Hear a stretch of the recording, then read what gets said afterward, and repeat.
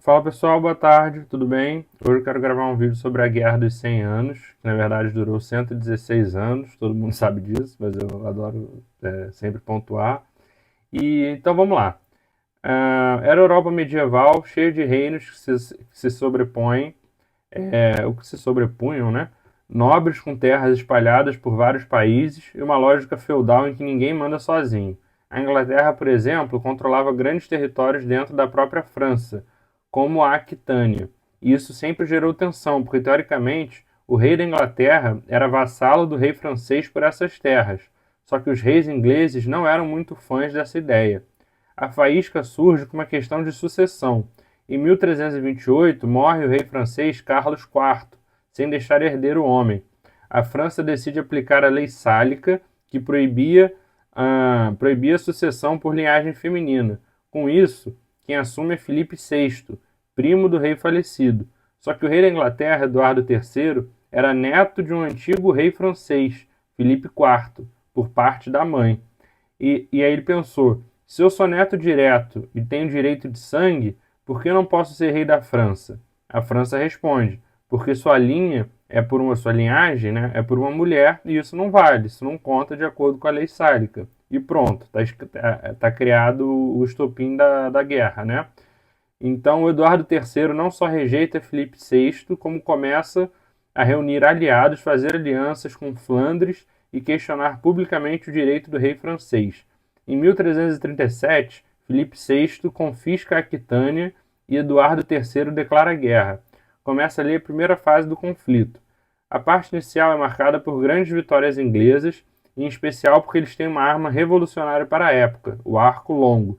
Esse arco permitia que arqueiros comuns derrubassem cavaleiros pesadamente armados.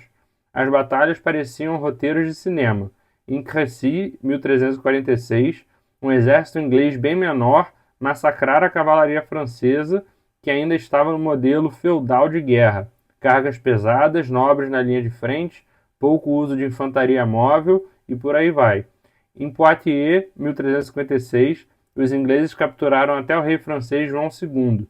Isso abala completamente a França. Mas é importante lembrar, a guerra não é contínua, há pausas, tratados, respiros.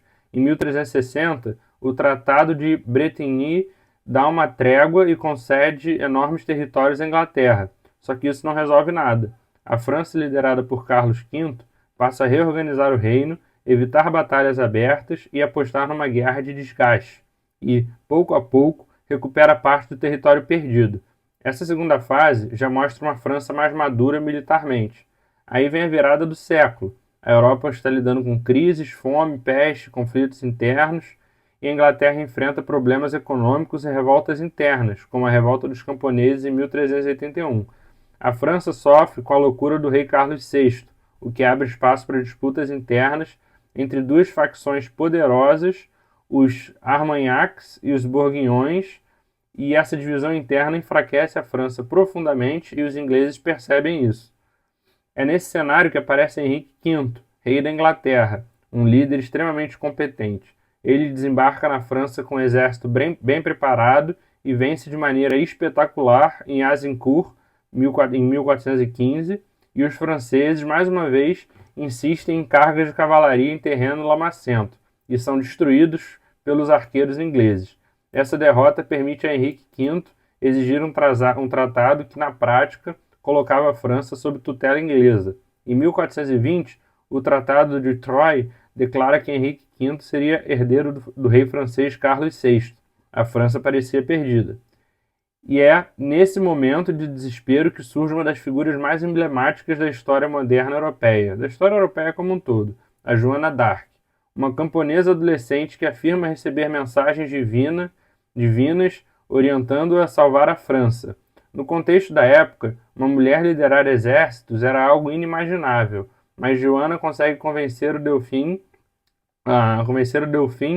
futuro Carlos VII, de que poderia ajudar. E ela ajuda. Em 1429, liderando tropas em Orleans, ela rompe o cerco inglês e inaugura uma nova fase da guerra.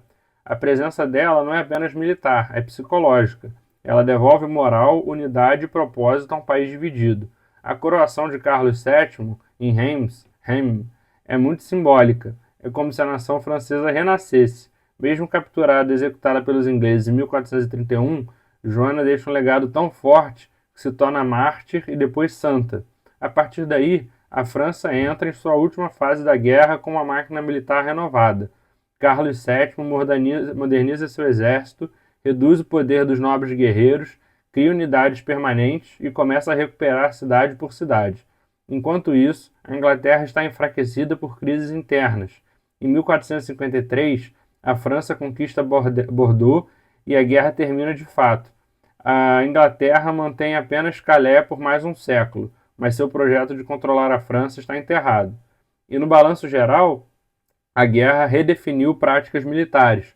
O arco longo, posteriormente a artilharia, o declínio da cavalaria pesada, fortaleceu a ideia de Estado-nação, especialmente na França, que saiu mais unificada e marcou o fim da era feudal tradicional.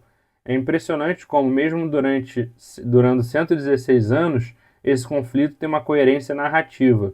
Começa com uma disputa de sucessão e termina com a consolidação de duas monarquias mais fortes e mais modernas. E ainda deixa figuras lendárias no caminho, como Eduardo III, Henrique V e, claro, a Joana d'Arc.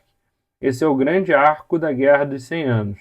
Não apenas uma guerra longa, mas um período que transformou a Europa. Ou seja, a Europa que começou a guerra, que durou 116 anos, não foi a mesma Europa que saiu da guerra devido às profundas transformações causadas pelo conflito.